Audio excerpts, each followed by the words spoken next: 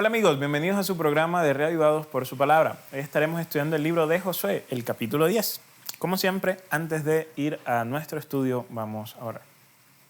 Preciado Dios, que al ver cómo tú ayudaste a Josué y aún hiciste lo imposible para que los pueblos amorreos pudiesen ser conquistados, de la misma manera hoy podamos entender que tú nos das la victoria sobre aquellos que quizás se unen para hacernos mal. Y también que estás igual de dispuesto a hacer lo imposible con tal de que tu promesa se cumpla en nuestras vidas. En el nombre de Jesús. Amén. Capítulo 10 del libro de Josué nos ayuda a entender una realidad. Resulta y pasa que era natural en la época en la que Josué y el pueblo israelita estaban conquistando Canaán, que a medida que ellos avanzaran en su conquista, los pueblos que circundaban a Jericó, a Jai y en este caso a Gabaón, se enteraran de lo que estaba pasando. Y había una nación extranjera, foránea, que estaba avanzando en una conquista militar y que estaba siendo exitosa. Entonces dice el capítulo 10 que Adonisedec, que era el rey de Jerusalén, se dio cuenta de esto y le llegaron las noticias, ¿no? Entonces él revisó su Facebook, su Instagram, su Twitter de la época, se dio cuenta de que los israelitas están subiendo TikToks, derrotando a Jericó y a Jai, y esto lo preocupó. Entonces él llega y dice, bueno, yo sé que solo no puedo vencer al pueblo de Israel. El versículo 3 dice que llama al rey de Hebrón, al rey de Jarmut, rey de Laquis, rey de Glom.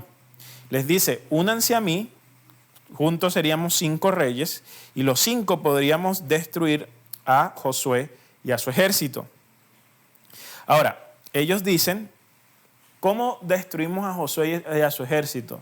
No podemos ir directamente contra él, pero como los gabonitas juraron servirles al pueblo de Israel, ataquemos primero a los gabonitas, los destruimos y luego entonces así, o más bien, si destruimos a los gabonitas, ellos no podrán ayudar a Israel en la pelea cuando nosotros vayamos contra ellos. Entonces ataquemos primero a los de Gabaón. Como los de Gabaón habían hecho un pacto con los israelitas estaban obligados a ayudar a los de Gabaón en caso de alguna amenaza, de una forma muy similar a cuando en la Edad Media teníamos que, de hecho por eso era la insistencia de los reyes de tener hijos varones para que tuviesen ellos la descendencia o más bien tuviesen la heredad o pudiesen heredar el reino, y las hijas mujeres era para poder casarlas con otros reyes y príncipes de otros lugares y así hacer alianzas. Entonces, si la princesa de Francia se casaba con el rey de España, por ejemplo, ante un ataque de Inglaterra, Francia y España iban a pelear juntos. ¿Por qué? Porque ellos estaban aquí relacionados. Aunque acá no hubo un matrimonio propiamente, sí vamos a tener el hecho de que había un voto que se había hecho entre Josué y los gabonitas. Entonces, al ver que 5 ejércitos se dirigían a destruir a Gabaón, pues Josué estaba obligado a salir y pelear contra ellos. Josué, dice el versículo 9, los ataca por sorpresa, ¿no? Y de esta forma hubo pánico porque fue una emboscada y Josué, dice el texto, y los israelitas derrotan a estos reyes, ¿no? En el versículo 11 dice que mientras los amorreos huían de Israel entre Bet-Jorón y Aseca, el Señor mandó del cielo una tremenda granizada que mató más gente de la que el ejército israelita había matado a espada. Mientras los amorreos van huyendo, es en ese momento donde ocurre el famoso episodio de que Josué, dice el texto, le ora a Dios para que se detenga el sol.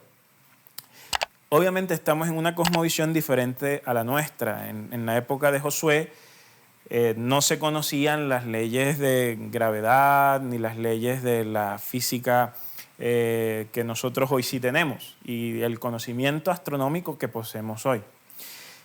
Seguramente el texto está registrando desde la perspectiva de aquellos que viven el evento y de lo que escriben, lo que para ellos significó y lo que ellos desde su perspectiva vieron, que es que el sol se detuvo. No estamos diciendo que Dios no haya sido capaz de detener el sol, o Dios es infinitamente capaz de hacer muchas cosas. Sin embargo, a veces los escritores bíblicos necesitamos entender, expresan ciertas verdades de acuerdo al conocimiento de la época. Entonces, no es lo mismo que un escritor bíblico responda por allá hace 3.500 años y escriba sobre fenómenos naturales, a que lo haga, por ejemplo, alguien aún del tiempo del Nuevo Testamento, donde ya había un conocimiento mucho más avanzado de astronomía, o que lo haga alguien hoy, ¿no?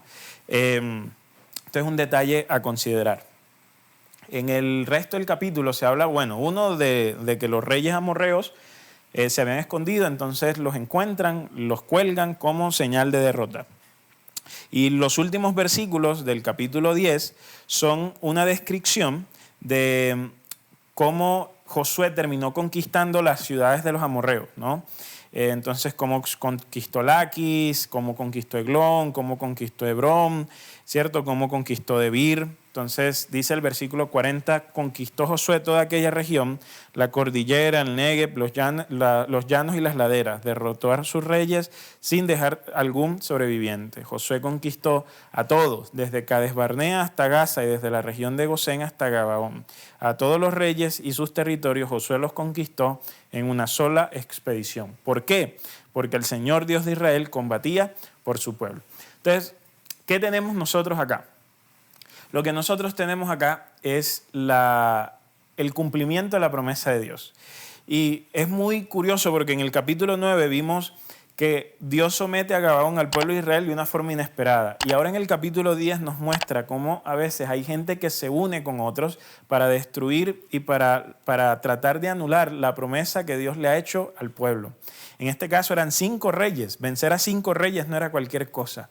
Aún así, Dios muestra cómo, y el texto nos muestra cómo Dios fue capaz de derrotar a estos 5 reyes, porque era mejor tener una pelea contra los 5 reyes de una vez y derrotarlos que ir uno por uno. Entonces, miren cómo aún lo que inicialmente era algo tenebroso, era algo terrorífico, era algo malo, porque eran 5 reyes que iban a luchar contra Gabaón, termina siendo una oportunidad y un pretexto para que Dios ayude al pueblo a darle una derrota a todos ellos de una forma definitiva. Es decir, cómo Dios toma algo que nosotros percibimos como una amenaza y Él lo convierte en una oportunidad y en una bendición al darnos la victoria. A veces hay personas que se asustan porque dicen, no, es que mira, que fulano está hablando con fulano y están planeando esto contra mí. Pero mira, si Dios está contigo de la misma forma en que está con Israel, no tienes nada que temer. Quizás precisamente el ataque de esos 2 o 3 que están planeando contra ti sea la excusa de Dios para mostrarte, para llevarte y darte la victoria no solo sobre ellos, sino para traer aún cosas buenas y positivas sobre tu vida. ¿Recuerdas cómo, por ejemplo, en el caso de Balaam, que Balac estaba insistiendo en que Balaam maldijera al pueblo y cada vez que Balaam iba a hablar, en vez de maldición salía bendición? Entonces lo mismo estaba pasando acá.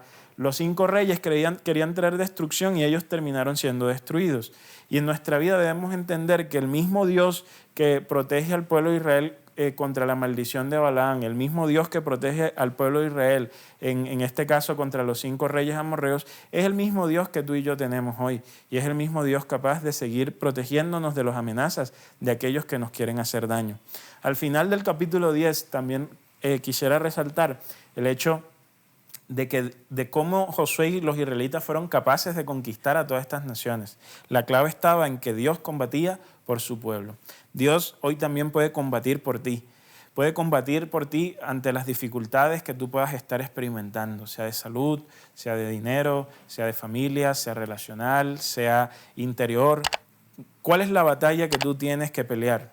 Pues el Dios de Israel puede combatir por ti. Y no solo puede combatir por ti, puede darte la victoria, tal cual como se la dio al pueblo de Israel en el pasado. ¿Por qué? Porque Él es un Dios que siempre cumple sus promesas. Que puedas aferrarte y conocer más a ese Dios en el día de hoy.